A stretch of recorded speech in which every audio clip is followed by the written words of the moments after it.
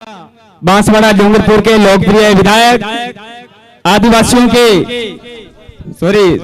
सांसद, आदिवासियों की बुलंद आवाज, युवाओं के प्रेरणा स्रोत, राजनीतिज्ञ भाई सांसद राजकुमार जी राउत को मैं कुछ लाइनें पेश करके यहाँ से सम्मानित करना चाहूंगा। जोरदार करतल ध्वनि से आप लोग उनका स्वागत करेंगे। मैं कुछ लाइनें पेश करूंगा भाई साहब के लिए कि तकदीर से जब हमें हिस्सा मिलता है, प्यार भरा कोई जब रिश्ता मिलता है, रोशन हो जाते हैं ये दुनिया जब रिश्तों में आप जैसा फरिश्ता मिलता है। बहुत बहुत धन्यवाद सर।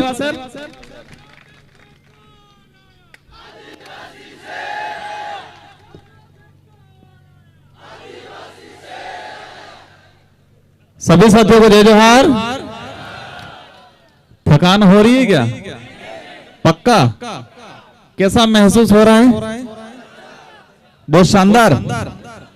पहली बार आज आदिवासी विश्व आदिवासी अधिकार दिवस के उपलक्ष्य में जो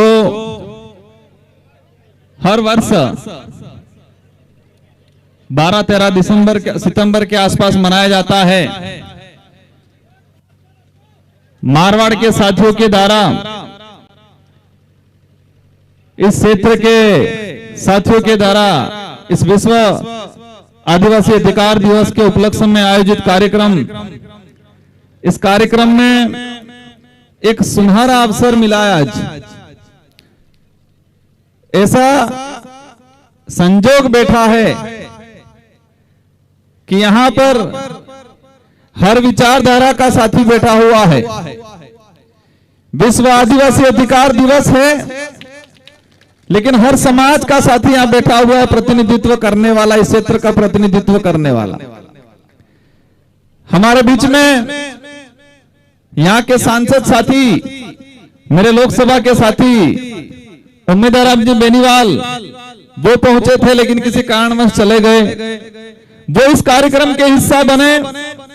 साथ ही स्थानीय विधायक भाई रविंद्र भाई भाटी, जब लोकसभा का चुनाव हो रहा था तो खतरनाक परवान पे चढ़े हुए थे इधर से जोरदार तरीके से, लेकिन कोई दिक्कत नहीं। कुछ समय 2 महीना मेरे साथी रहे विधानसभा में। मैं 2013 में 23 में जीत के आया, फिर मुझे मेरी 84 और सागवाड़ा फिर बांसवाड़ा डूंगरपुर की जनता ने मुझे सांसद बना के दिल्ली भेज दिया, कुछ ज्यादा जिम्मेदारी दे दी। तो दोनों मेरे साथी रहे, एक पूर्व के साथी और वर्तमान के, हालांकि दोनों वर्तमान के माने। और स्थानीय जिला प्रमुख महेंद्र जी चौधरी, शायद मेरी पहली मुलाकात है इनसे, और पूर्व जिला अध्यक्ष से मैं मुलाकात हुई थी मेरी शायद दिल्ली में। और माइनॉरिटी के साथी जिला कांग्रेस के अध्यक्ष हाजी गफूर खान जी, स्थानीय प्रधान सेड़वा रमेश जी, साथ ही कई अन्य पदाधिकारीगण और आदिवासी समुदाय के अंदर भील समूह के बाड़मेर जैसलमेर इस क्षेत्र का प्रतिनिधित्व करने वाले सिरोही के साथी, जालोर के, पाली के, पूरे उस मारवाड़ क्षेत्र के जिले से आए हुए समाज का प्रतिनिधित्व करने वाले नुमाइंदों को मेरी ओर से आप सभी को लाख लाख जोहार। और आज मैं ये उम्मीद करता हूं कि इस क्षेत्र के अंदर एक एकता कायम होगी और इस एकता को पूरा देश जानेगा, हर पार्टी जानेगी, हर अन्य वर्ग का व्यक्ति जानेगा, और आपकी एकता के सामने कोई भी सरकार होगी वो सरकार झुकेगी, ये एहसास हो गया है आज। साथियों, मेरा इस इलाके में पहले कार्यक्रम रहा, मैं विधायक था, उस दौरान कई बार मेरा आना जाना हुआ। मारवाड़ के इलाके में हम जाते हैं, अनेक प्रकार की विविधता पाई जाती है। अन्य विविधता ठीक है, एक भी ऐसा मिला मुझे, उस साथी ने बताया कि मेरा ससुराल पाकिस्तान में था। एक बुजुर्ग आदमी मिला मुझे 80-85 साल का, उन्होंने बताया कि मेरा ससुराल पाकिस्तान के अंदर है। कई लोगों ने बताया कि मेरा खेत उधर है। और कुछ साथी मिले जिनके पास SC का सर्टिफिकेट है, किसके पास हो सकता है OBC का सर्टिफिकेट है, लेकिन वो मुझे 1960 का रिकॉर्ड लाके बता रहा है कि मेरे दादाजी भील थे। एक बड़ी विडंबना है कि हमारा कोई साथी अपनी पहचान भूल गया है। कुछ परिस्थितियां रही होगी, कुछ समस्या रही होगी, या अज्ञानता वंश अपनी पहचान भूल गया है। लेकिन आज ये कार्यक्रम की वजह से हर बिछड़ा हुआ साथी या कोई साथी अपनी जो पहचान भूल गया है, कागजों में इधर उधर हो गया है, सभी एक मंच पे आएंगे, ये उम्मीद आज लगाते हैं। साथियों, देश के अंदर पहले या वर्तमान में मुख्य रूप से दो नेशनल पार्टियों को जाना जाता था, एक कांग्रेस और बीजेपी। आज मैं भी एक क्षेत्रीय पार्टी से आया, लेकिन यहाँ 4 प्रकार के साथी बैठे हुए हैं। कांग्रेस के भी पदाधिकारी हैं, हो सकता है बीजेपी के भी होंगे कोई साथी, भाई निर्दलीय भी हैं, और हम भी एक क्षेत्रीय पार्टी से आए हैं। लेकिन आज ये कार्यक्रम है, सामाजिक कार्यक्रम है। हम सबका उद्देश्य एक ही है कि भील समुदाय का इस क्षेत्र में भला कैसे करें, इनकी समस्या का समाधान कैसे करें, और समाधान करने से पहले इनकी समस्या क्या है उसको जाने, ये सबसे महत्वपूर्ण बात है। मुझे वो दिन याद है जब मैं 2018 में विधायक बना था और सरकार वाला उथल पुथल हो रहा था और हम जलमेर आए थे।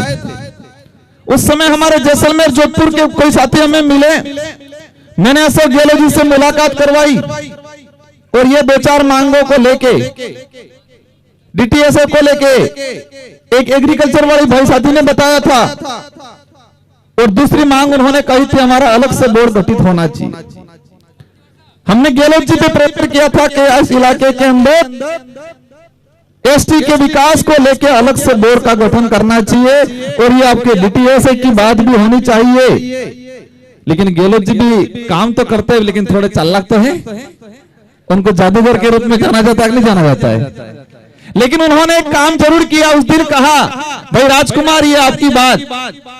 उस समय कीर्ति भील करके वो लेडीज थे, उनको शायद अध्यक्ष बनाया, वो भी मीटिंग में थे, और गहलोत जी ने कहा, मैं और मेरे साथी सीनियर साथी थे राम प्रसाद जी, कि मैं मांग एक आधी पूरी जरूर करवाऊंगा। और जैसे नेक्स्ट बजट आया और उन्होंने बजट घोषणा में अपने यहाँ के लिए अलग बोर्ड की घोषणा की, और उसकी वजह से कई हमारे साथियों को फायदा मिला और छात्रावासें खुली। लेकिन मैंने कहा गहलोत जी को मजा नहीं आएगा, थोड़ा और करना पड़ेगा, मुख्य मांग ये है। लेकिन सरकारें बदली है, सरकारें आती जाती रहेगी, बदलती रहेगी। हमें इस क्षेत्र के अंदर मेरा आपसे अनुरोध है कि आपको एकजुट होना है, आपको शिक्षा के लिए काम करना है। जो भी साथी, जो भी पार्टी आपके लिए काम करे, उसके साथ डट के रहना, कोई भी हो। आज दो विचारधारा के साथी हैं यहाँ। उम्मीदवार जी आए, भाई रविंद्र जी हैं, आपके लिए सभी बराबर हैं। जीतने के बाद जनप्रतिनिधि के लिए भी सभी लोग, जनता बराबर होती है। किसने वोट दिया, किसने वोट दिया, ये महत्वपूर्ण नहीं है, जनता सबकी होती है। जो जीतता है उसकी जिम्मेदारी है सबको साथ में लेके चलना। और मुझे उम्मीद है भाई रविंद्र जी से भी और उम्मीदवार राम जी से भी और जिला प्रमुख जी से भी कि इस समाज की हालत, हमारे इस इलाके में हालत खराब है। भौतिक विकास की बात आए, आपको करना है। उम्मीदवार राम जी ने 20 लाख की घोषणा की है, साथ ही जिला प्रमुख जी ने भी 10 लाख की यहाँ के लिए घोषणा की है, और भाई रविंद्र जी ने भी घोषणा की है कि मैं डीटीएस की बात को विधानसभा में उठाऊंगा। उम्मीदवार राम जी को भी कहा है, भाई रविंद्र जी भाषण दे रहे थे, पीछे से अंगुली मेरे को कर रहे थे, आप बोलो बोलो कुछ घोषणा यहाँ के लिए भी करे। मैंने कहा हमारे भाई हैं, मैं अवश्य कराऊंगा, आज नहीं तो कल भी इस इलाके के लिए, इस क्षेत्र के लिए, समाज के लिए और इस जगह के लिए रविंद्र भाई के विधायक कोटे से भी आपको पैसा देंगे, आप निश्चित रहना। क्योंकि हमें एक ही चीज करना है, जो हमें साथ देगा, जो हमारा काम करेगा, जो हमारा विकास की बात करेगा, जो हमारी समस्या का समाधान करेगा, उसके साथ डट खड़ा रहना है। और इतिहास गवाह है कि इस कौम ने किसी के साथ वादा किया है वो निभाया है, भले सर कट गया हो वो निभाया है। हमारे पूर्व वक्ताओं ने सारे इतिहास के पन्नों को लेकर बात बता दी आपको। हर जगह भील समुदाय ने किसी को आश्वासन दिया है, किसी को वचन दे दिया है तो साथ में खड़ा रहा है, परिणाम की चिंता नहीं की है। हमारा ताजा उदाहरण हम देख सकते हैं, ताजा उदाहरण तो नहीं कहेंगे लेकिन लेटेस्ट नजदीक का उदाहरण हमारा, जब महाराणा प्रताप को आज पूरे देश के अंदर एक महान राजा के रूप में जाना जाता है। देश के इतिहास में पढ़ाया जाता है कि जब मुगलों का राज था, उस दौरान सारे देश के राजाओं ने मुगलों की अधीनता स्वीकार कर ली, लेकिन राणा प्रताप ऐसे एक व्यक्ति थे जिन्होंने मुगलों की अधीनता स्वीकार नहीं की। ये इतिहास के पन्नों में पढ़ाया जाता है और इसीलिए उनको राणा प्रताप से उनको महाराणा प्रताप कहा जाता है पूरे देश के अंदर। लेकिन उस इतिहास के तह में जाएं, उस समय उनके साथ कंधे से कंधा मिला के कौन खड़ा था? राणा पूजा भील की सेना खड़ी थी और एक मुस्लिम सेनापति था हकीम कासूरी, वो डट के खड़े हुए थे। पिछली बार में विधायक था, विधानसभा के अंदर 2019 में हंगामा खड़ा हुआ। पूर्व सरकार थी भाजपा ने, उन्होंने एक पाठ्यक्रम के अंदर संशोधन करने का प्रस्ताव भेजा कि महाराणा प्रताप और अकबर की लड़ाई धर्म की लड़ाई थी। हम सब ने खुल के विरोध किया। वो धर्म की लड़ाई नहीं थी, वो सत्ता की लड़ाई थी, क्योंकि महाराणा प्रताप के साथ भील खड़ा था, मुसलमान भी था, और अकबर की तरफ से मान सिंह था। तो धर्म की लड़ाई नहीं हो सकती है। इसलिए कई बार हम पे आरोप लग जाते हैं कि राजकुमार तो धर्म विरोधी है। धर्म प्यार, स्नेह, सच्चाई स्वीकारता है, धर्म झूठ नहीं सिखाता है। उस समय हमने आश्वासन दिया था, जब महाराणा प्रताप जंगलों में आए, आदिवासी समुदाय ने स्वीकार किया, उनको कहा आप हमारे राजा हो, हम आपके कंधे से कंधा मिला के लड़ेंगे, हम सर कटाएंगे। और उस समय उनके भाई थे शक्ति सिंह और जगमाल। शक्ति सिंह जी ने कहा भीलों को, कई लोगों को, कि अपनी जान ही नहीं रहेगी तो राज रह के क्या मतलब रहेगा। तो उस समय भीलों ने कहा शक्ति सिंह जी को कि हम जान की परवाह नहीं करते, हम जबान की परवाह करते हैं, क्योंकि हमने महाराणा प्रताप को जबान दिया है।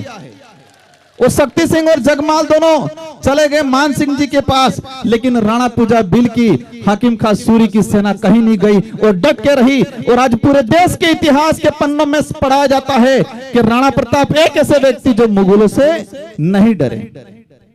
ये पहले से संबंध बनाया है।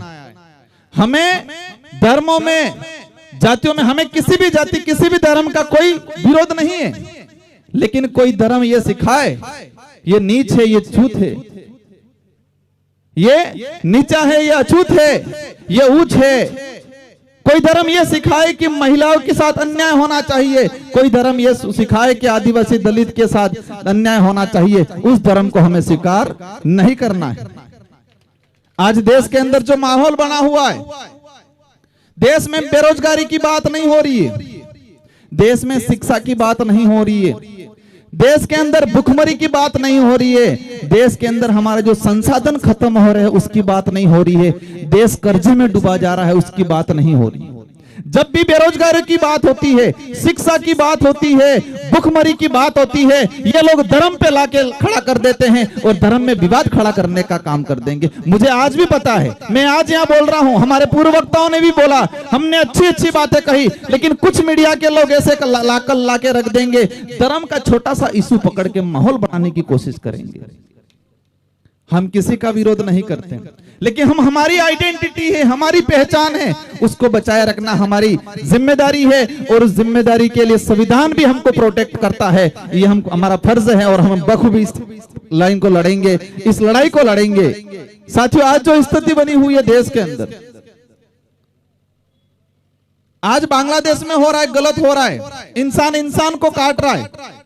क्यों काट रहा है? क्योंकि धर्म के नाम से जहर फैला हुआ है वहां।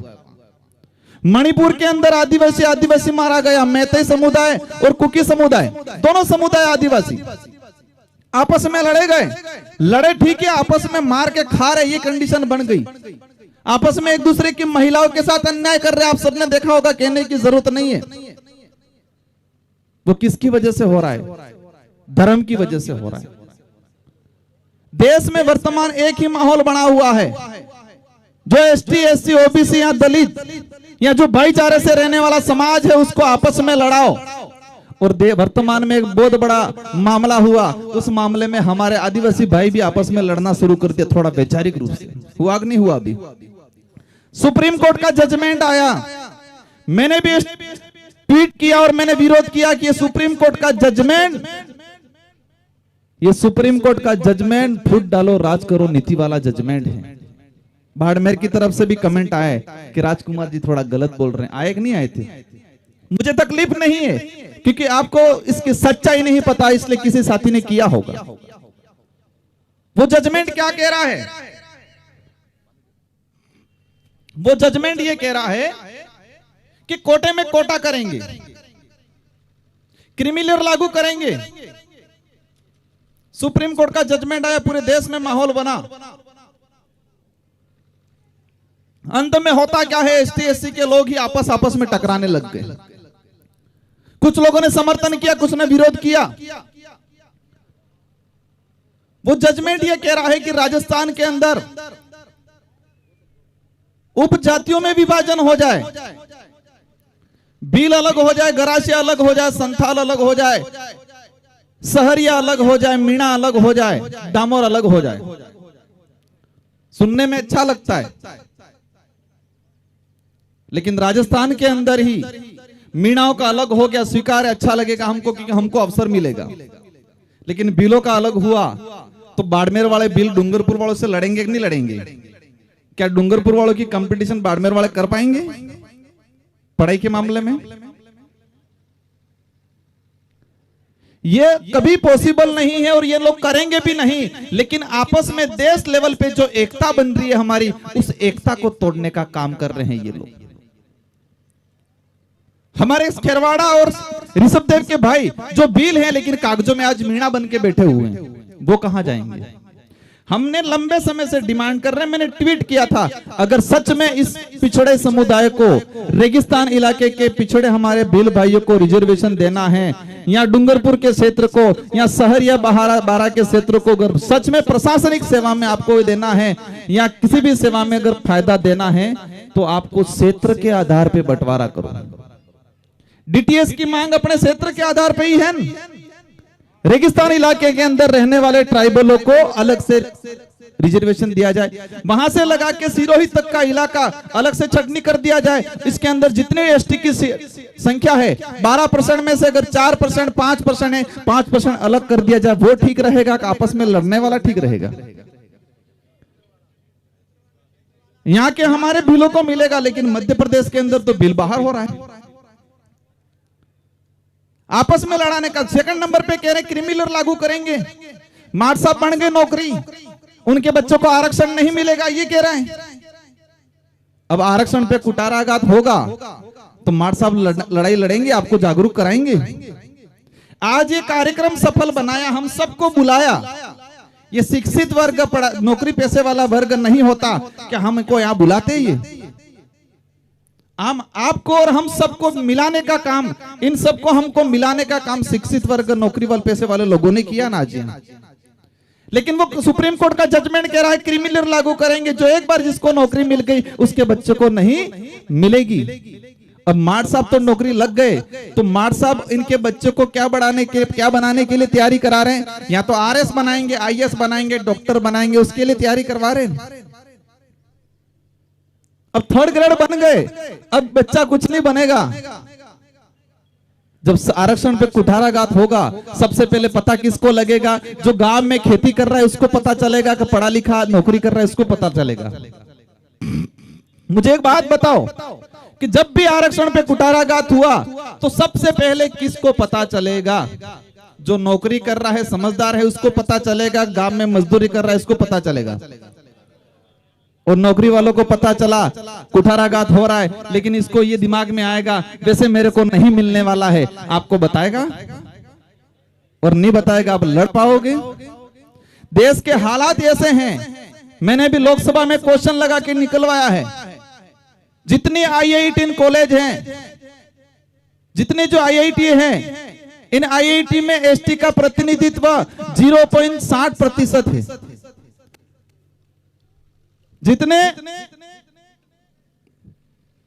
जितने विश्वविद्यालय हैं, इन विश्वविद्यालय में प्रोफेसर एसटी का 2% है।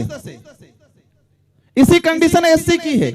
हम उच्च पदों पे जा ही नहीं पाए, हम 3rd ग्रेड बनते ही लड़ना शुरू कर दिया। आपस में लड़ाने वाले लोगों ने, और हमने इनको मान लिया।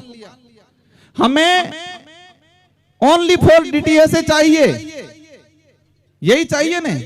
और उसको लेके लास्ट इधर गंगानगर से लगा के आपके जालोर तक एकजुटता बनाओ और आंदोलन तैयार करो, घर टू घर आंदोलन तैयार करो, घर घर पे लगना चाहिए। और आपने एक भाई ने बोला था डीटीएस है तो वोट है, डीटीएस नहीं है तो वोट नहीं है। ये मुहिम चलानी पड़ेगी, हम सब साथ देंगे। मुझे उम्मीद है हमारे मंच पे बैठे हुए अन्य पार्टी के साथी भी साथ देंगे। इसमें किसी को नुकसान नहीं है, किसी को नुकसान थोड़ी है, किसी पार्टी को नुकसान नहीं है, किसी समुदाय को नुकसान नहीं है, एसटी एसटी को भी अंदर नुकसान नहीं है। ये डिमांड है हमारी, उस डिमांड को पुरजोर तरीके से हमको आगे ले जाना है।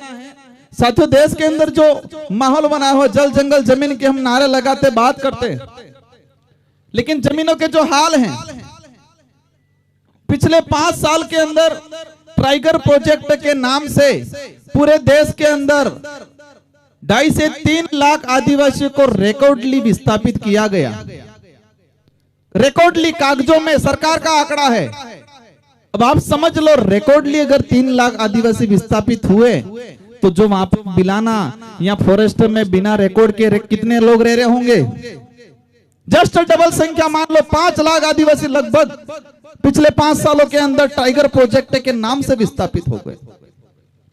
हमारा इतिहास इतना भयंकर है कि हम देखते हैं हर जगह, हर इलाके में किसी से भी लड़े हम लोग, लेकिन स्वाभिमान के लिए लड़े हैं, हक के लिए लड़े हैं। और एक ये सच्चाई है, सबको स्वीकार करना पड़ेगा कि आदिवासी ने सबका साथ दिया, आदिवासी ने कभी किसी का शोषण नहीं किया। इस देश के इतिहास में उठा के देखेंगे, आदिवासी बहुसंख्यक रहा होगा, कोई एक अन्य को कम्युनिटी का एक घर क्यों नहीं होगा, उसको प्रोटेक्शन दिया होगा, कभी उसके साथ अन्याय नहीं किया होगा। वो हमारे ब्लड में है। लेकिन कई बार देखने में आता है इस इलाके के अंदर एट्रोसिटी होती है, मूछ रखने पे मारा जाता है, अच्छी बात करने के लिए मारा जाता है, स्कूल में पानी पीने जाए एसटी एससी का आदमी छूने से मारा जाता है। लेकिन ये मुझे बाड़मेर में अच्छा लगा कि ये चीजें बाड़मेर में ज्यादा नहीं हो रही है। और मैं सभी समुदाय के साथियों को धन्यवाद देना चाहूंगा और आपसे अनुरोध करना चाहूंगा कि ऐसी घटनाएं हमारे इलाके में नहीं होना चाहिए। इंसानियत, मानवता सबसे बड़ा धर्म है। इंसान से बड़ा, मानवता से बड़ा दूसरा कोई धर्म नहीं होता। और जो धर्म इंसान से नफरत सिखाता है वो धर्म नहीं हो सकता, वो धंधा है। जो धर्म इंसान को इंसान से नफरत सिखाता है, इंसान में भेद करता है, वो धर्म नहीं हो सकता, वो एक धंधा है। और उस धंधे की दुकान को इस बार शटर लगाएंगे पूरे देश के अंदर, ये इस बार ठान के जा रहे हैं अपन लोग। क्योंकि ये मुहिम, ये लड़ाई डूंगरपुर, बांसवाड़ा, बाड़मेर तक नहीं, ये चिंगारी पूरे देश में हर कोने में लगना शुरू कर दी है। और ये सिर्फ आदिवासी समुदाय अकेला ही नहीं, साथ में अन्य समुदाय, अन्य वर्ग के लोग जो मानवता में विश्वास करते हैं, वो सारे लोग अपने साथ खड़े हैं। और आने वाले समय में एक बड़ी क्रांति होगी इस देश के अंदर। और मैं चाहूंगा आने वाले समय में 10-15 साल बाद धर्म के नाम से कोई लड़ाई नहीं लड़ेगा। आपसी लड़ाई हो सकती है कोई, लेकिन जो नफरत पैदा की है देश के अंदर, उस नफरत को खत्म करने का काम करना है। साथियों, तीनों साथियों ने घोषणा की है, मैं वहां का सांसद रहा, मैं बजट तो नहीं दे सकता, लेकिन अवश्य आपकी हर लड़ाई में आगे खड़ा रहूंगा। और मैं, मेरे साथी भाई रविंद्र जी है, उनको भी हाथ पकड़ के कहूंगा, हमारे समुदाय के, हमारे क्षेत्र के लिए करना पड़ेगा पूरा।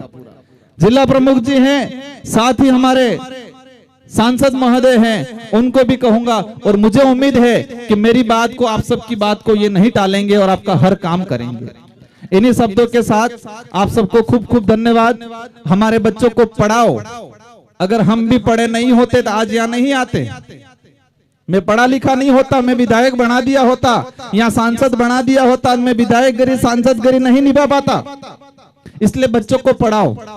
एक टाइम एक रोटी कम खाओ चल जाएगा, एक टाइम नहीं खाओ चल जाएगा, लेकिन बच्चों को पढ़ाओ। बस बच्चा पढ़ेगा, कहीं नहीं रुकेगा, अपना इतिहास जानेगा, और अपना इतिहास जानेगा, अपनी ताकत जानेगा, और अपनी ताकत जानेगा तो एकत्रित होगा, और एकत्रित होगा तो हर मुसीबत से लड़ने के लिए तैयार हो जाएगा। इन्हीं शब्दों के साथ आप सबको खूब खूब धन्यवाद। मैं अंत में आप सभी से एक अनुरोध करना चाहूंगा कि बाड़मेर से, जालोर से लगा के जोधपुर से आगे हनुमानगढ़ गंगानगर तक एकजुटता बननी चाहिए। और हमें यह तय करके रखना है, मानवता सबसे बड़ा धर्म है, प्रकृति सबसे बड़ा भगवान है, उन्हीं को मानना है, उन्हीं को स्वीकारना है। और हमें एक क्रांति लानी है इस क्षेत्र के अंदर। शिक्षा के क्षेत्र में हमको पढ़ना है।